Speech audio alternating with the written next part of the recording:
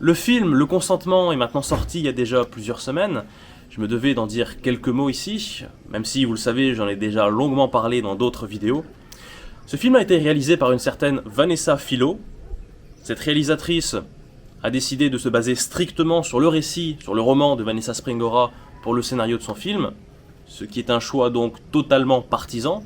C'est totalement partisan, mais c'est revendiqué comme tel par la réalisatrice. Ça fait partie de ce projet d'adaptation. Alors moi, c'était vraiment ma volonté déjà de pas trahir Vanessa Springora, d'être au plus près de sa vérité à elle, d'être le plus juste possible. C'était vraiment mon intention première, de toujours épouser son point de vue. Mais là où il y a un problème, là où ça pose question, c'est qu'il existe, nous le savons, une autre version de cette histoire qui a été écrite par Gabriel Matzneff. Gabriel Matzneff qui est la cible de ce film.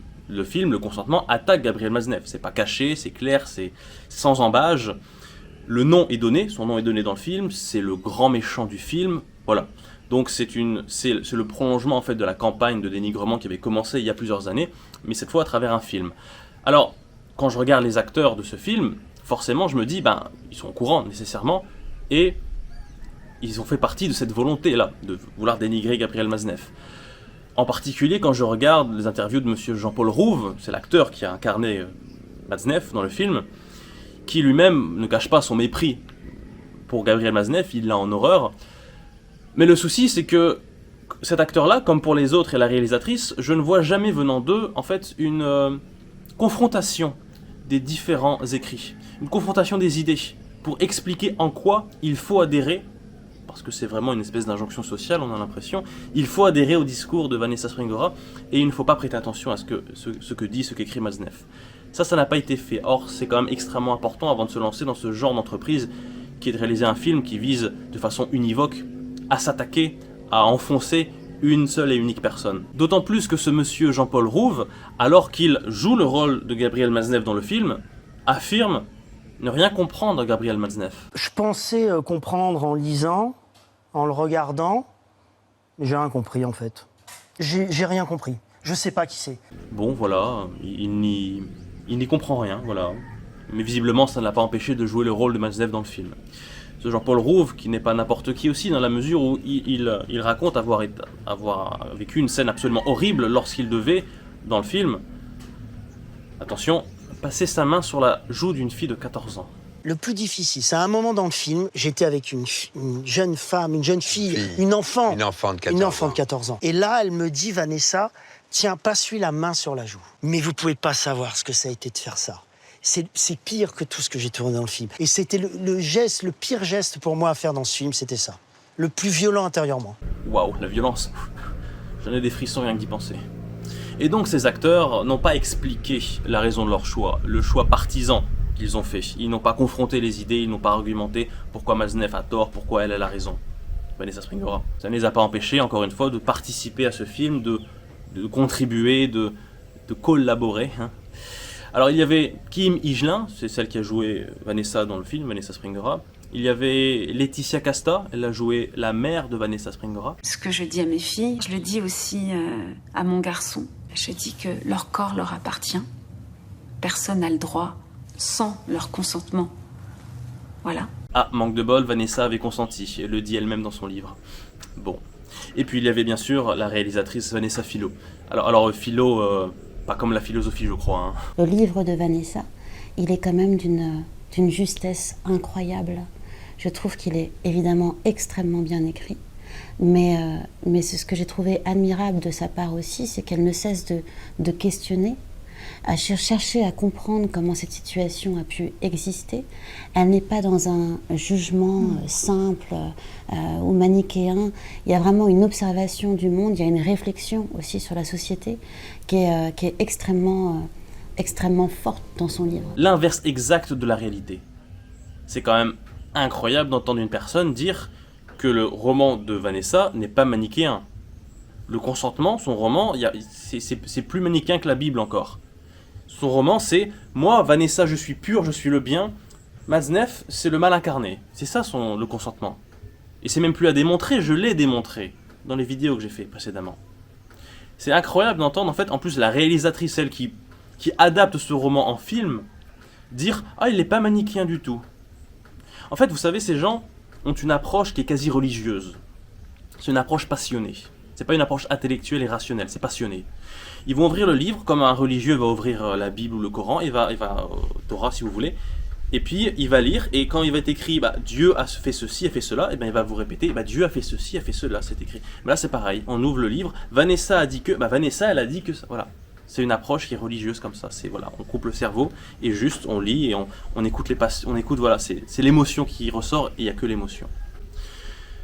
Donc c'est assez dingue d'entendre cette réalisatrice nous dire des choses pareilles, nous dire donc déjà que c'est pas manichéen, mais aussi nous dire qu'il y a plein de réflexions dans le livre de Vanessa Springora. On croirait presque que c'est une blague. Le livre de Vanessa Springora, c'est un roman, c'est une narration, elle écrit ce qui s'est passé d'après elle entre Gabriel et elle-même lorsqu'elle était adolescente. C'est pas un livre de réflexion. C'est pour ça qu'il y a genre 3, 4, 5 pages maximum de réflexion dans son bouquin. Je rappelle donc que le livre de Vanessa, c'est un roman, donc une fiction, mais surtout qu'aucune enquête, à ma connaissance, aucune enquête judiciaire ou autre n'a jamais été menée permettant d'attester de la véracité des écrits de Vanessa. Le livre de Vanessa, ça reste un témoignage, et ce n'est qu'un témoignage. De la même façon que le livre de Matzneff, La prunelle de mes yeux, ça n'est qu'un témoignage, rien de plus. Tout ce qu'on peut faire, c'est comparer les deux. Voilà, confronter, c'est ce que j'ai fait. C'est ce que ne font pas ces personnes. En tout cas, je ne les ai pas vus le faire. Mais, comme vous le voyez, il faut tout de suite adhérer à la parole de certaines personnes. Il y a comme une déification de la parole. On revient dans l'aspect religieux. Il y a une déification de la parole de certaines personnes. Je note que ces personnes sont souvent des femmes. Je note aussi que c'est d'autant plus fort lorsqu'elles nous racontent des histoires qui sont passées lorsqu'elles étaient mineures. Là, la parole, là, on n'a plus le droit du tout de douter. Il faut adhérer immédiatement. Ces dernières années, il y a plein de cas comme ça. Il y en a énormément, ça c'est tout le temps. Mais je me rappelle, ça fait plusieurs années, d'un cas très comparable qui était celui de Flavie Flament, qui avait fait une dénonciation, je mets des guillemets, publique, et on sentait bien que on nous poussait à tout de suite adhérer à ce qu'elle disait sans remettre en question. Sans preuve, sans rien, on peut pas balancer un prénom comme ça quand même. Quoi? Ah bah elle le sait quand même. Oui.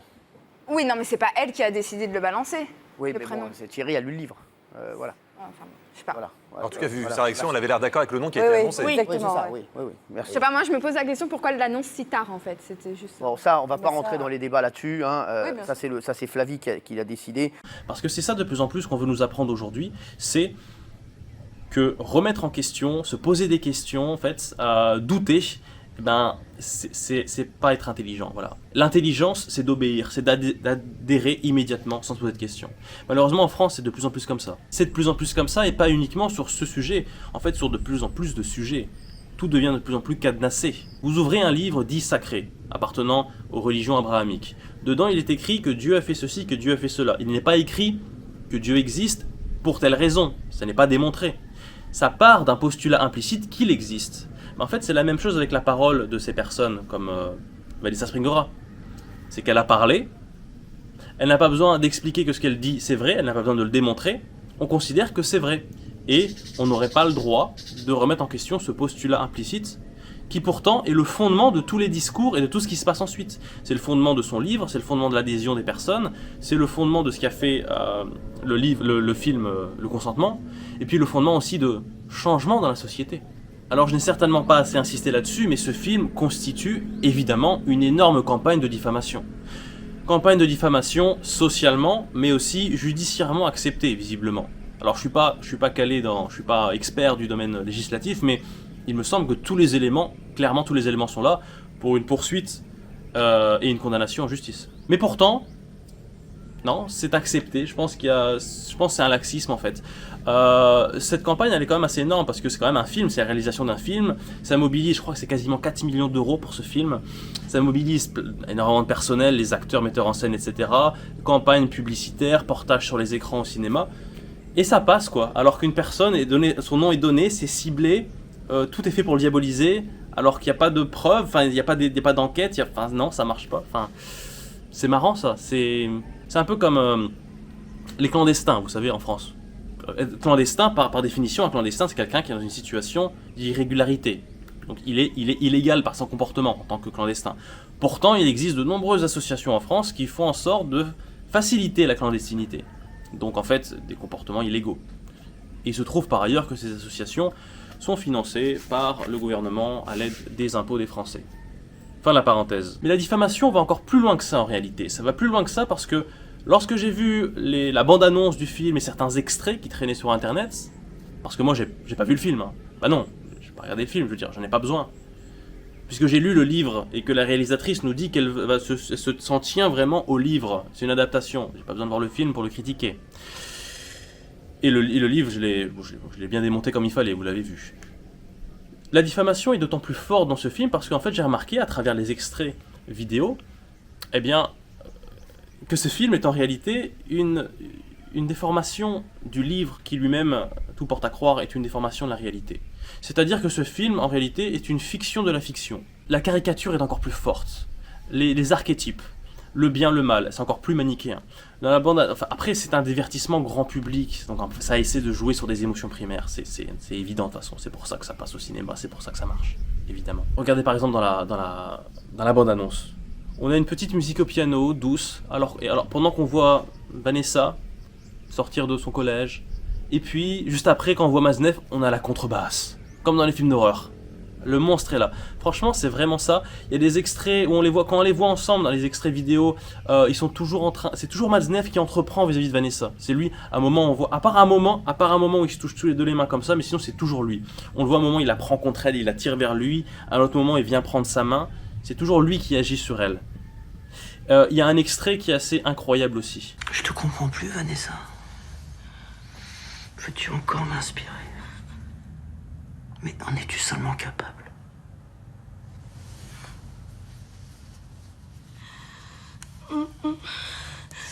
Non, j'en ai pas envie aujourd'hui. On pourrait faire autre chose. Pour une fois. Tu as donc décidé d'être insupportable, c'est ça? Tiens, c'est bizarre. Cette scène n'apparaît nulle part dans le livre de Vanessa Springora. Ah, comment ça se fait? Là, on voit un Maznev qui essaie quasiment de forcer Vanessa à avoir des rapports sexuels. Et elle se débat. Ah non, je veux pas faire ça, on fait autre chose. Ça n'apparaît nulle part dans le livre de Vanessa. Au contraire, dans le livre de Vanessa, elle racontait qu'elle allait chez lui très tôt le matin, à 7h du matin, qu'elle allait chez lui à l'heure du goûter, pour lui sucer la bite. Pourquoi? C'est pas cohérent avec ce que je vois là dans l'extrait du film, du tout. Ils ont voulu accentuer les stéréotypes en fait, la polarité, voilà. Le bien, le mal. Tu vois, Marie-Agnès et Diane n'avaient rien à t'envier au lit. Mais elles, en plus, étaient des modèles de bonne humeur. Toi, tu ne sais pas profiter du moment présent. Comme la plupart des bonnes femmes, d'ailleurs. C'est dans vos gènes. Tu ressembles de plus en plus à ta mère. Je te signale que je n'ai que 15 ans, comme tu le sais. Je ne suis donc pas encore tout à fait ce qu'on appelle une bonne femme. Et puis les dialogues, écoutez, il lui dit « Tu ressembles de plus en plus à ta mère ». Et elle lui répond « Ah mais je ne suis pas encore une bonne femme ». Elle est complètement à côté de la plaque en fait. Même les dialogues, ils sont pourris ici. Et cette Kim Higelin qui joue Vanessa Springora, il y a un truc qui m'a choqué tout de suite quand j'ai vu les bandes annonces. Elle a une gueule de déterrée en fait, du début à la fin, tout le temps. À chaque extrait, on la voit comme ça. On dirait qu'elle est sous sédation. On dirait qu'elle est d'une seconde à l'autre, elle va se jeter d'un pont, on dirait en fait. Pourquoi? Encore une fois, certainement pour accentuer, vous avez les caricatures, pour être encore plus caricaturaux, pour donner l'impression qu'elle est complètement sous emprise. Vous savez, elle est dans un état d'hypnose, un état second, elle n'est pas elle-même. Tout ce qu'elle fait, ce n'est pas de sa responsabilité. Voilà, elle est autre, elle est réifiée, etc. Toujours dans ce sens-là, toujours dans le sens du mensonge, toujours dans le sens de on manipule, toujours la même connerie. Et en même temps, vous le voyez, la Vanessa est complètement désexualisée. Ça, c'est très important aussi, ça. D'un côté, on a l'obsédé sexuel pervers, 50 ans, en plus il est vieux, il a 50 ans, donc il est dégueulasse, forcément. C'est dans la vision, un peu la représentation populaire. Et d'un autre côté, la fille qui a 14 ans, mais en fait qui serait encore une enfant, prépubère, aucun désir, rien du tout, totalement. La désexualisation de Vanessa dans ce film, le pire c'est ça, c'est qu'elle est totalement... Elle est revendiquée, elle est voulue, c'est la volonté de la réalisatrice Vanessa Philo. J'ai vraiment été extrêmement vigilante dans la réalisation, à ne jamais sexualiser le personnage de Vanessa. Mais même dans le moindre détail, je parle même de ses vêtements, de ses jeans, de son t-shirt. Qui a pu être assez naïf pour croire que ça s'est vraiment passé comme ça entre Gabriel et Vanessa, dans leur relation? C'est-à-dire une Vanessa complètement asexuée. Il n'y a aucune subtilité dans ce film. On le voit juste avec ces extraits. Aucune subtilité, c'est extrêmement réducteur, c'est simpliste. Il manque plus, franchement, on a l'ange d'un côté, le diable de l'autre. Pour Maznev, il manque plus, ils auraient quasiment pu faire ça, ils auraient pu lui mettre des cornes sur la tête, avec une queue en pointe et une fourche, voilà. Attention, c'est le diable, et ça se veut éduquer, ça se veut quasiment pédagogique, en plus d'après ce que j'ai entendu, ce film, parce que la réalisatrice voulait aussi le montrer à beaucoup d'adolescents. Mais vous pensez, elle va vraiment aider les adolescents avec ça, en disant, regardez, lui, vous le voyez, lui, si vous le voyez dans la rue, attention, il est dangereux, il pourrait vouloir avoir des rapports sexuels avec vous. Non. En fait, je pense que ce film, il vaut mieux le regarder en se disant que c'est un film comique. Il faut mieux le voir de ce point de vue-là. Et je pense qu'on peut passer plutôt un bon moment, voilà, en rigolant. Parce que si vous le prenez au sérieux, si vous avez cette naïveté, comme en fait, et souvent cette naïveté, ben, ce sont les plus jeunes, hein, vous savez. Elle sait évidemment que c'est plus facile d'imprégner des idées dans le cervelle des adolescents, des jeunes personnes, que des autres.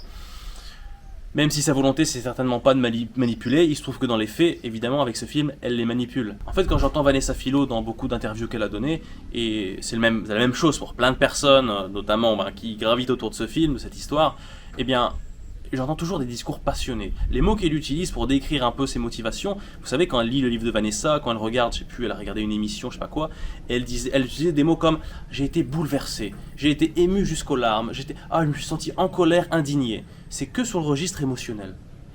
L'émotion, en fait, c'est pas un problème. Le problème, en fait, c'est que cette émotion, elle est là, et qu'elle est directement utilisée à travers des paroles et des actes. Mais que normalement, entre les deux, il doit y avoir un traitement des données.